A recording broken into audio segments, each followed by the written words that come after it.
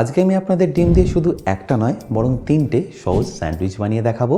ঘরে থাকা উপকরণ দিয়ে তিনটে স্যান্ডউইচ আপনারা ইজিলি বানিয়ে নিতে পারবেন, যেটা আপনারা বাচ্চাদের টিফিনেও দিতে পারেন বা চাইলে ইভিনিং স্ন্যাক্স হিসেবেও সার্ভ করতে পারেন। আর শুধু বাচ্চাদেরই নয়, বড়দেরও দেখবেন এটা খেতে দারুণ সুন্দর লাগবে। তাহলে আর দেরি না করে চলুন রেসিপিটা শুরু করা যাক।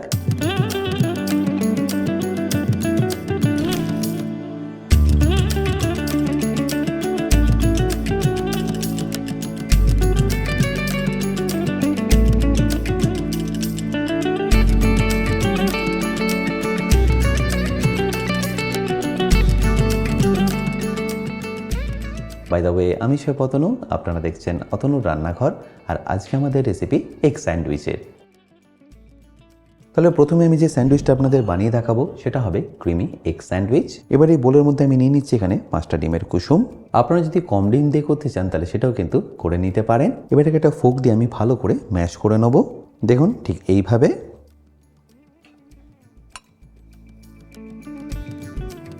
আর ভালো করে ম্যাশ করা হয়ে গেলে এর মধ্যে দেখুন আমি কি কি অ্যাড করে নিচ্ছি।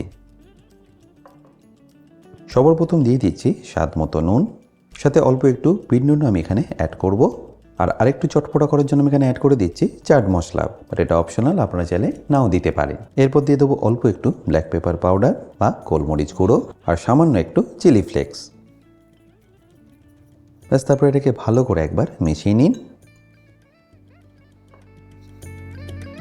আর ভালো করে মিশিয়ে নেওয়ার পরে আমি এর মধ্যে দিয়ে দেবো মেয়োনিজ। আমি এখানে 5 থেকে 6 চামচ মেয়োনিজ ব্যবহার করলাম।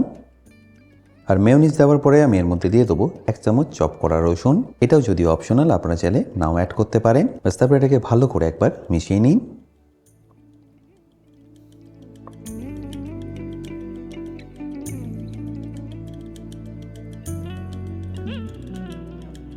আর ভালো করে মেশানো হয়ে গেলে এর মধ্যে অ্যাড করে দিন ভেজিটেবলগুলো। ভেজিটেবলের মধ্যে আমি এখানে দিয়ে দিচ্ছি পেঁয়াজ, অল্প একটু ক্যাপসিকাম, ঝালের জন্য একটু কাঁচা লঙ্কা এখানে অ্যাড করতে পারেন। আর যদি বাচ্চাদের জন্য বানান সেক্ষেত্রে একটু কমই এখানে অ্যাড করলে ভালো হয়। এবার যে 5টা ডিমের কুসুম নিয়েছিলাম সেই ডিমটারই এগ হোয়াইটটাকে চপ করে এখানে ব্যবহার করব।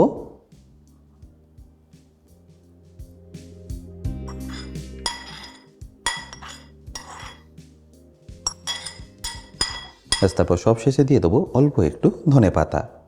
ব্যাস, এবার ভালো করে মিশিয়ে নিলে আপনাদের ক্রিমি এগ স্যান্ডউইচের ফিলিংস কিন্তু পারফেক্টলি রেডি হয়ে যাবে। তাহলে নিশ্চয়ই দেখতে পেলেন এটা বানানো কতটা সিম্পল। আর এটা একবার খেয়ে দেখলেই বুঝতে পারবেন এর টেস্টটা কতটা ভালো আসে। আচ্ছা, এবার আমি আপনাদের ব্রেডটাকেও রেডি করে দেখাচ্ছি। তার জন্য এখানে আমি নিয়ে নিয়েছি 2টো স্লাইস ব্রেড, যার মধ্যে আমি সবার প্রথম অ্যাপ্লাই করে নেবো অল্প একটু বাটার। দুটোর মধ্যে আপনাদের ভালো করে কিন্তু এইভাবে বাটারটাকে অ্যাপ্লাই করে নিতে হবে। চেষ্টা করবেন এরকম সব বাটারই ব্যবহার করা, তাহলে দেখবেন অ্যাপ্লাই করতে আপনাদের সুবিধাই হবে। আমি এই স্যান্ডউইচটা বানানোর জন্য একটু বড় সাইজেরই ব্রেড নিয়েছি। আপনারা চাইলে কিন্তু ছোটো সাইজের ব্রেডও এখানে ব্যবহার করতে পারেন। আর বাটারটা ভালো করে অ্যাপ্লাই করা হয়ে গেলে আমি এর মধ্যে দিয়ে দেবো আগে থেকে বানিয়ে রাখা মিক্সচারটা।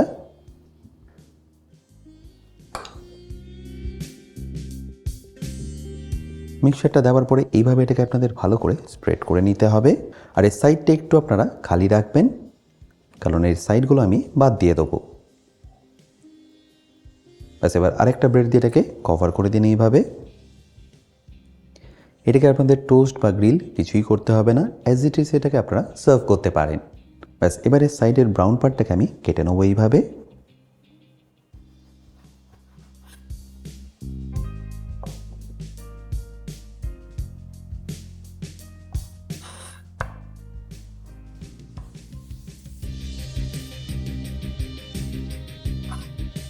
ব্যাস, এবার এটাকে আপনাদের মাঝখান থেকে এইভাবে কেটে নিতে হবে। আর কেটে নিলেই আপনাদের স্যান্ডউইচ কিন্তু পারফেক্টলি রেডি। আচ্ছা, এবার আমি আপনাদের second recipe cheesy egg sandwich বানিয়ে দেখাচ্ছি। তার জন্য একটা বোলের মধ্যে আমি এখানে 2টো ডিম ভেঙে নিচ্ছি।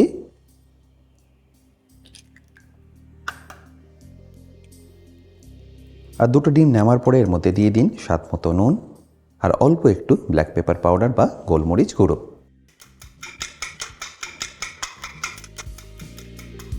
এবার এটাকে ভালো করে একবার ফেটিয়ে নিন এইভাবে। আর ভালো করে ফ্যাটানো হয়ে গেলে ডাইরেক্টলি আমি এটাকে এবার দিয়ে দেবো ফ্রাইং প্যানের মধ্যে। তার জন্য গ্যাসটাকে অন করে ফ্রাইং প্যানটাকে আমি প্রথমে গরম করে নেবো। এখানে আপনারা চাইলে অল্প একটু তেল ব্রাশ করে নিতে পারেন বা চাইলে বাটারও এখানে কিন্তু ব্যবহার করতে পারেন। এবার তেলটা ব্রাশ করার পরে আমি এখানে দিয়ে দেবো ফেটিয়ে রাখা ডিমটা।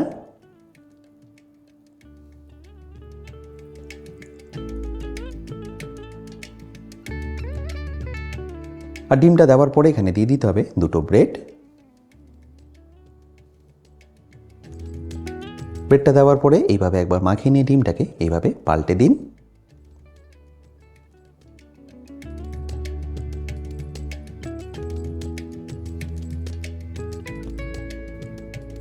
আচ্ছা, এবার এই ডিমটাকে আপনাদের ভালো করে কুক করে নিতে হবে। আর যখনই দেখবেন এই পাশটা কুক হয়ে গেছে তখন এটাকে পাল্টে নিন। পাল্টে নেওয়ার পরে দেখুন এই সাইডে দুটো দিক কিন্তু একটু এক্সট্রা আছে, তাই এটাকে আপনাদের এইভাবে মুড়ে নিতে হবে।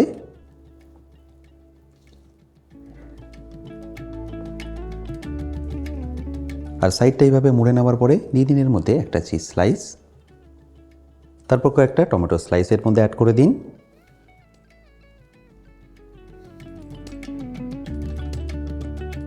তারপর এই সাইডটা আমি দিয়ে দিচ্ছি অল্প একটু অ্যাভোকাডো। অ্যাভোকাডো না থাকলে আপনারা কিন্তু এখানে শসারও ব্যবহার করতে পারেন। তারপর এর মধ্যে দিয়ে দেবো একটা লেটুস। তারপর এটাকে ভালোভাবে ফোল্ড করে দিই। তাহলে দেখতেই পেলেন এটা বানানো কতটা সিম্পল, আর এর কালারটা দেখুন কতটা সুন্দর এসছে।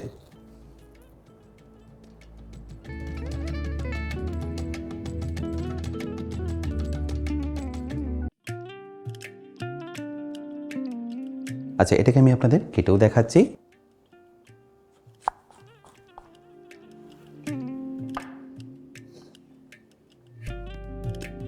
নিশ্চয়ই দেখতে পাচ্ছেন এটা কতটা টেস্টি লাগছে দেখতে।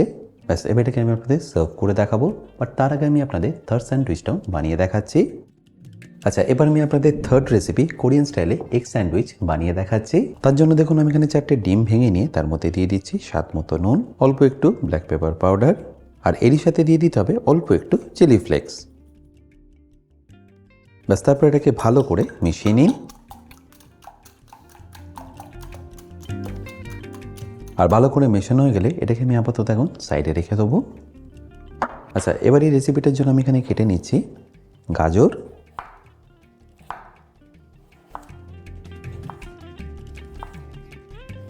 গাজরটাকে প্রথমে আপনাদের এইভাবে পাতলা পাতলা করে স্লাইস করে নিতে হবে। আর পাতলা করে স্লাইস করে কেটে নেওয়ার পরে এইভাবে এটাকে আপনাদের জুলিয়ান করে কেটে নিতে হবে। আর কাটা হয়ে গেলে ডাইরেক্টলি এটাকে আমি দিয়ে দেবো ডিমের মধ্যে। তারপর একইভাবে আমি এখানে পাতলা করে ক্যাবেজটাও কেটে নেব। চেষ্টা করবেন যতটা পাতলা হয় ততটা পাতলা করে এটা কেটে নেওয়ার। প্রতিবার একই রকম স্যান্ডউইচ না বানিয়ে একটু মুখ বদলের জন্য এরকম আলাদা আলাদা স্যান্ডউইচ বানিয়ে দেখুন, খেতেও ভালো লাগবে আর সবাই দেখবেন পছন্দও করবে। এবার এটাকে গাজরের সাথে ডিমের মধ্যে দিয়ে দিন। এবার এটাকে ভালো করে আপনাদের মিশিয়ে নিতে হবে। আপনারা চাইলে এখানে কিন্তু ক্যাপসিকামেরও ব্যবহার করতে পারেন, বাট আমি এখানে ব্যবহার করলাম না। আচ্ছা, এবার এটাকে দিয়ে আমি আপনাদের অমলেটও বানিয়ে দেখাবো, আর তার আগে আমি আপনাদের ব্রেডটাকে টোস্ট করে দেখাচ্ছি। আমি এখানে টোটাল 4টে ব্রেডকে টোস্ট করব। তার জন্য প্রথমে আমি ব্রেডগুলোর মধ্যে এইভাবে বাটারটাকে অ্যাপ্লাই করে নিচ্ছি।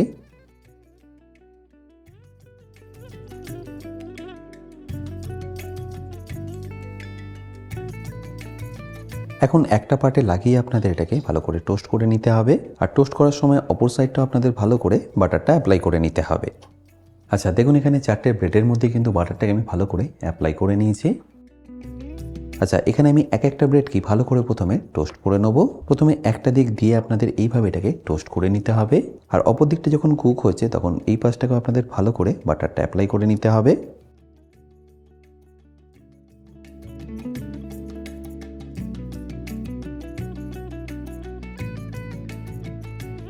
আর একটা দিক যখনই পারফেক্টলি ব্রাউন হয়ে যাবে তখন পাল্টে নিয়ে অপর দিকটাই একইভাবে ব্রাউন করে নিন। দেখুন কালারটা কতটা সুন্দর এসছে আর কতটা ক্রিস্পিও হয়েছে।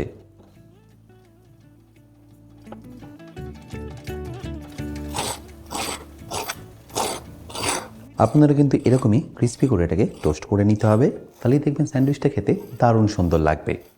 আর দুদিকটাই যখন ক্রিস্পি হয়ে যাবে তখন এটাকে তুলে নেব। দেখুন, এবারে একইভাবে আমি বাকিগুলোকেও রেডি করে নিচ্ছি।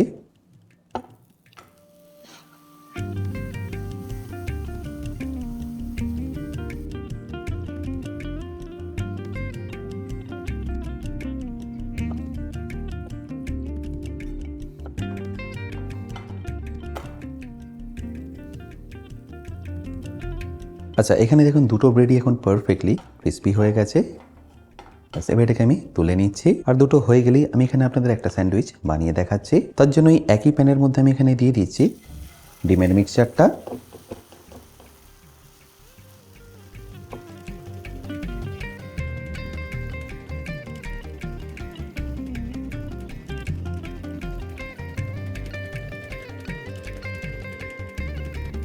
আর দেওয়ার পরে এটাকে আপনাদের একটু চৌকো শেপে এরকম করে নিতে হবে।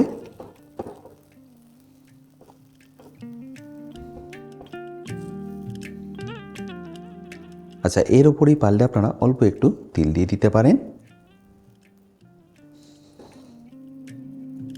আর একদিকটা কুক হয়ে গেলে পাল্টে নিয়ে অপর দিকটাই একইভাবে আপনারা কুক করে নিন। আশা করি নিশ্চয়ই দেখতে পাচ্ছেন এটা বানানো কতটা সিম্পল।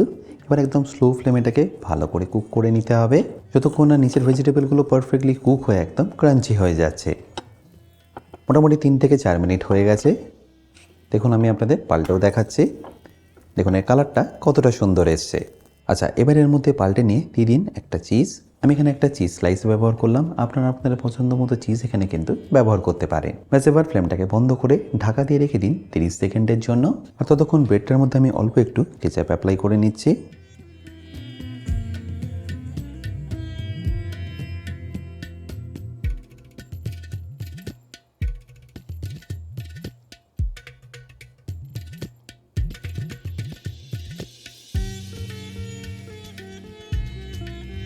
আর চিজটা একবার মেল্ট হয়ে গেলেই আমি ঢাকনাটা সরিয়ে নিচ্ছি।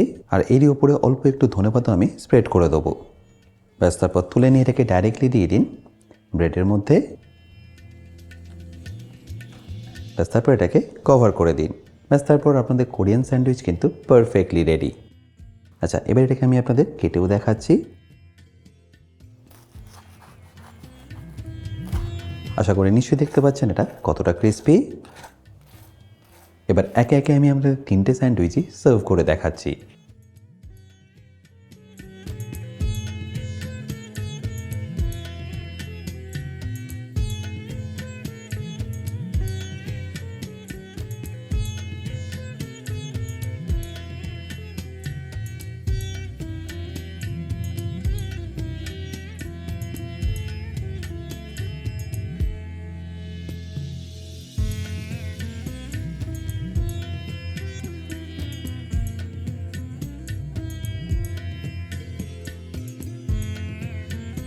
বাই দ্য ওয়ে, আমি শেফ অতনু, আপনারা দেখছিলেন অতনুর রান্নাঘর। দেখা হচ্ছে আপনাদের সাথে আর একটা নতুন রেসিপি নিয়ে নেক্সট এপিসোডে। ভালো থাকবেন, সুস্থ থাকবেন।